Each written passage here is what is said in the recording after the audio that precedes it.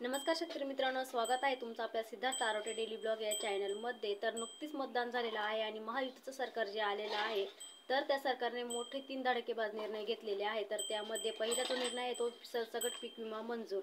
तर 17 जिल्ह्यांसाठी 24,55,00,000 इतका निधी हा मंजूर करण्यात आलेला आहे आणि येत्या 1 ते 2 दिवसांमध्ये सर्व शेतकऱ्यांच्या खात्यावरती हा पीक विमा जमा केला जाणार आहे। तर तो कोणत्या शेतकऱ्यांना पात्र झालेला आहे, त्याचबरोबर तो कोणत्या जिल्ह्यांसाठी पात्र झालेला आहे, त्याचबरोबर ती हेक्टरी किती मिळणार आहे आणि कोणत्या पिकासाठी मिळणार आहे, तर सर्वात मुख्य पीक त्याच्यामध्ये कोणतं धरलं जाणार आहे।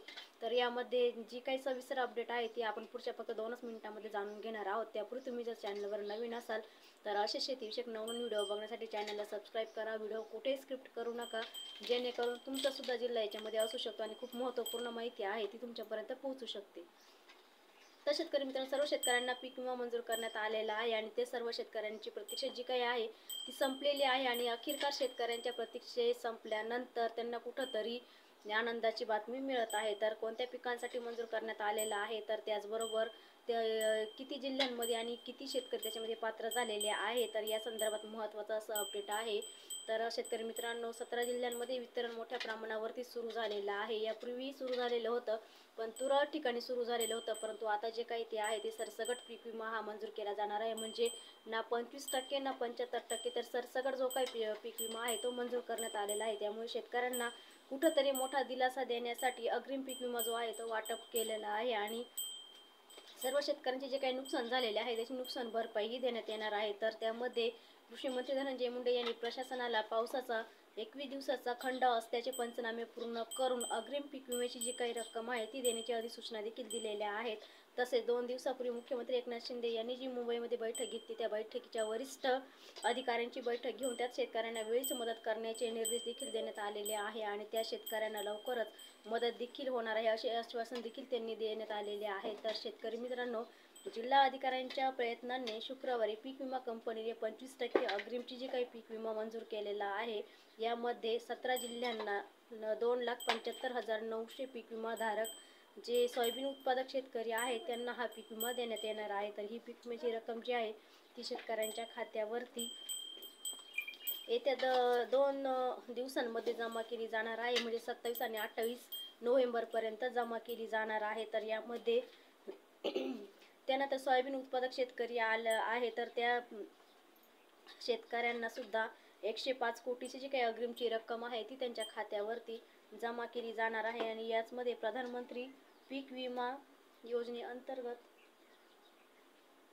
शेतकऱ्यांना 25% नुकसान भरपाई मिळण्याबाबत जिल्हा अधिकारी यांनी सातत्याने पाठपुरावा देखील केलेला आहे आणि याचबरोबर अखेरीस सोयाबीन पीक विम्याचे अर्ज जे काही आहे ते अर्ज भरणाऱ्या 88,252 शेतकऱ्यांच्या खात्यावरती थेट आता 105 कोटी 78 लाख इतके रुपये जमा केले जाणार आहे। याची माहिती देखील जिल्हा अधिकारी यांच्या मार्फत देण्यात आलेली आहे। तर शेतकरी मित्रांनो, राज्य शासनाने जाहीर केलेल्या यादीनुसार 17 जिल्ह्यातील 108 महसूल मंडळांपैकी दुष्काळ परिस्थितीत असलेले स्पष्ट दिसत आहे आणि या मंडळामधील शेतकऱ्यांना सुद्धा दुष्काळाच्या सवलती मिळण्याचे मार्ग देखील मोकळा करण्यात आलेला आहे। तरी पण मिळण्याच्या प्रतीक्षेमध्ये जे काही शेतकरी होते त्यांना आता प्रत्यक्षात हा जो काही पीक विमा आहे तो जमा होणार आहे। तर या जिल्ह्यामध्ये कंपनीने या महिन्यात कारवाई करीत शेतकऱ्यांना त्यांच्या बँक खात्यामध्ये अग्रिमची जी काही भरपाई होती ती देण्यास सुरू केलेली आहे। त्याचबरोबर 17 जिल्ह्यातील 108 महसूल मंडळातील 1,90,000 जे काही शेतकरी आहे 607 शेतकऱ्यांच्या खात्यावरती 105 कोटी 40,73,929 रुपयाचा जो काही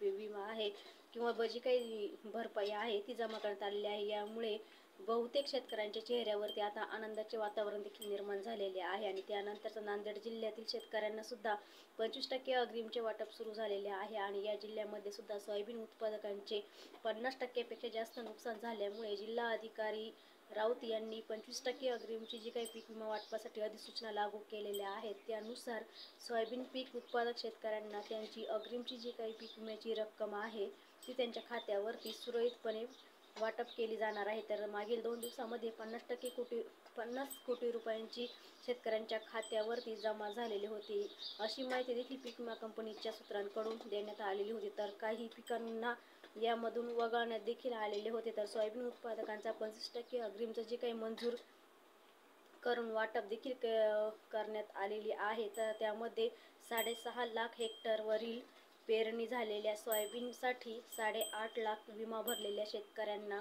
311 कोटीपेक्षा अधिकची जी काही रक्कम आहे ती त्यांच्या खात्यावरती वितरित केली जाणार आहे। तर यामध्ये पहिल्या दिवशी 30 कोटी रुपये जमा झाले, तर दुसऱ्या दिवशी 20 कोटी रुपये जमा झालेले आहे। असे एकूण 50 कोटी रुपये जे आहे ते जमा झालेले आहे आणि उर्वरित जो काही पीक विमा आहे तो काही दिवसांमध्येच म्हणजेच येत्या 2 दिवसांमध्ये जमा होईल अशी माहिती कंपनीच्या सूत्रांकडून देण्यात आलेली आहे। तर यामध्ये 25% सोयाबीनचा जो काही पीक विम्याची रक्कम आहे ती मिळण्याच्या प्रतीक्षेमध्ये असणाऱ्या सर्व शेतकऱ्यांना त्यांच्या खात्यावरती ही रक्कम जमा केली जाणार आहे। तरी ही पीक विम्याची जी काही रक्कम आहे ती राज्य सरकारच्या माध्यमातून 506 कोटींचा जो काही निधी मंजूर करण्यात आलेला आहे तो आजपासून सर्व शेतकऱ्यांच्या खात्यावरती वितरित केला जाणार आहे। यानंतर राज्यातील बीड आणि लातूर या जिल्ह्यामध्ये सुद्धा सरसकट पीक विमा हा मंजूर करण्यात आलेला आहे आणि त्या शेतकऱ्यांना लवकर त्यांच्या खात्यावरती पैसे देखील देण्यात आलेले आहे। तर यामध्ये असे आदेश देखील प्रशासनाच्या माध्यमातून देण्यात आलेले आहे आणि यासाठी आता सरकारकडून विधी देयक वितरित रक्कम जी आहे ती त्यांच्या खात्यावरती जमा केली जाणार आहे आणि त्याचबरोबर सरकारकडून आता पुणे हवामान विभागाकडून राज्यातील 17 जिल्ह्यांमध्ये पावसाचे प्रमाण जे काय आहे ते पुणे हवामान विभागाकडून अत्यंत कमी प्रमाणामध्ये पावसाचं प्रमाण आहे असं देखील जाहीर करण्यात आलेलं आहे आणि या जिल्ह्यात सुद्धा आता शेतकऱ्यांना लवकरात लवकर पीक विम्याचे पैसे दिले नाही तर आम्ही टोकाचे पाऊल उचलू, तर असे 17 जिल्ह्यातील शेतकऱ्यांचं म्हणणं आहे। तर शेतकरी मित्रांनो, असं तर राज्याचे कृषी मंत्री धनंजय मुंडे यांनी सुद्धा त्याच्यासाठी आवाहन केलेलं आहे। तर ही होती आपली 17 जिल्ह्यातील महत्त्वाचं असं अपडेट। व्हिडिओ आवडल्यास लाईक शेअर करा, नवीन असेल तर चॅनलला सबस्क्राईब करा। पुन्हा भेटू अशाच एका नवीन व्हिडिओसोबत, नवीन माहितीसोबत। तोपर्यंत सर्वांना धन्यवाद।